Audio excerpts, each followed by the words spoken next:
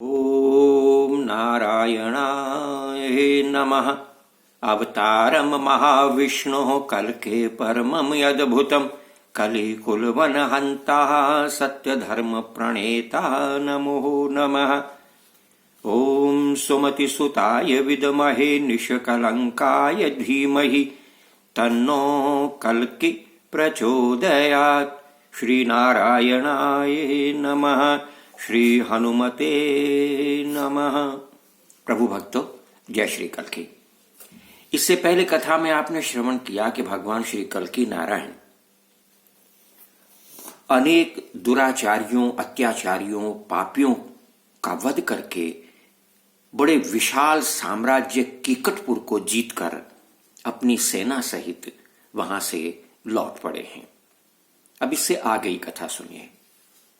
सूत जी कहने लगे, हे शौनकादि ऋषियों, इस प्रकार कीकटपुर साम्राज्य को जीत करके, दुष्टों का संहार करके, भक्तों को शांति प्रदान करके, उन्हें अपनी भक्ति दे करके भगवान श्री कल्कि नारायण सेना सहित कीकट नगर से लौट पड़े और वो रास्ते में आते हुए चक्र तीर्थ में आकर के ठहर गए हैं। वहां आकर उन्होंने विधिवत स्नान किया है। स्नान करके वहीं अपने आत्मीय स्वजनों के साथ कुछ दिन के लिए वास करने लगे हैं। एक दिन कल्कि जी ने क्या देखा कि अनेक ऋषि मुनि वहां आ रहे हैं, त्राहिमाम त्राहिमाम करते हुए। कल्कि जी के पास पहुंच करके उन सब ने प्रणाम किया, हाथ जोड़ करके निवेदन किया। ये अत्यंत लघु शरीर वाले, छिन्न वसना भूषित जटाधारी, कातर होकर के विनय पूर्वक भगवान श्री कल्कि जी से त्राहिमाम त्राहिमाम, हे दीनानाथ त्राहिमाम त्राहिमाम करुण पुकार कर रहे हैं। ये लघु शरीर वाले कौन हैं? ये बालखिल्य हैं।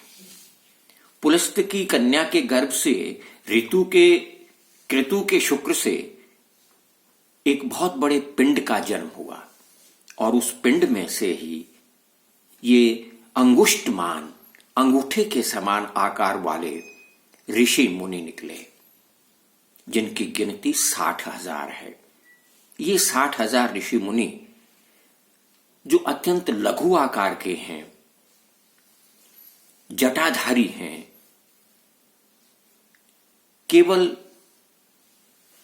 केवल वायु का और शाक का भक्षण करने वाले हैं और निरंतर प्रभु भक्ति में लीन रहने वाले, हिमालय पर्वत की कंदराओं में रहकर अपना जीवन यापन करने वाले हैं।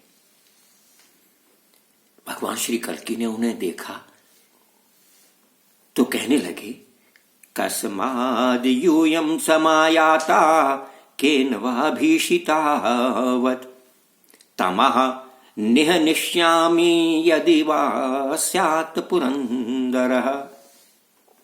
हे ऋषि मुनियों, मैं आपको प्रणाम करता हूं। आप कहां से आए हैं? आप इतने भयभीत क्यों हैं? कहिए, यदि देवराज इंद्र ने भी आपको कष्ट पहुंचाया है, आपको सताया है, आप पर अत्याचार किए हैं, तो आज वो भी नहीं बच पाएंगे। आप कौन हैं? कहिए। उन ऋषियों ने हाथ जोड़कर कहना आरंभ किया, शृणु विष्णु यशपुत्र कुंभकर्णात्मजात्मजा कुथोदरीति विख्याता गगनार्ध समुत्थिता। हे विष्णु यशनंदन, हे श्री कल्कि नारायण, कुंभकर्ण का पुत्र है निकुंभ, और उस निकुंभ की एक कन्या है जो अत्यंत विशाल काय शरीर वाली है। पृथ्वी पर खड़े हो तो गगन को छूती हुई प्रतीत होती है। उसका नाम कुथोदरी है। ये राक्षसी कालकंज नामक राक्षस की भार्या है। उसका एक पुत्र है विकंज। इन दोनों ने इस क्षेत्र में अत्यंत उपद्रव मचा रखा है। हे स्वामी, इसके श्वास परिश्वास से अनेक जीव जंतु इसके मुख में चले जाते हैं और ये उन्हें खाती है। इसका पुत्र वनस्पतियों को तोड़ता है, वृक्षों का संहार करता है, उन्हें तोड़ तोड़ करके फेंक देता है, पर्वत की कंदराओं में पत्थरों को आगे लगा आता है मुख पर। ऋषि मुनियों को बहुत सताता है। अब वो अपना मस्तक हिमालय पर्वत पर रखे हुए है और उसके चरण द्रविड़ में निषेधाचल पर स्थापित हैं और अपने पुत्र को वो स्तनपान करा रही है। हे नाथ, हे स्वामी, हमारी रक्षा कीजिए, उस राक्षसी से, उसके पुत्र राक्षस से हमारी रक्षा कीजिए हे देव।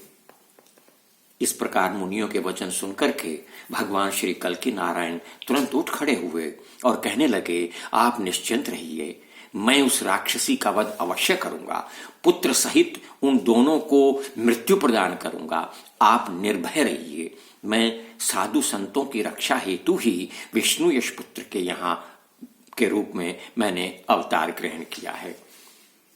वो सब बड़े प्रसन्न हुए। मुझे वो रास्ता दिखाइए जहां तक उस राक्षसी के पास पहुंचा जा सकता है।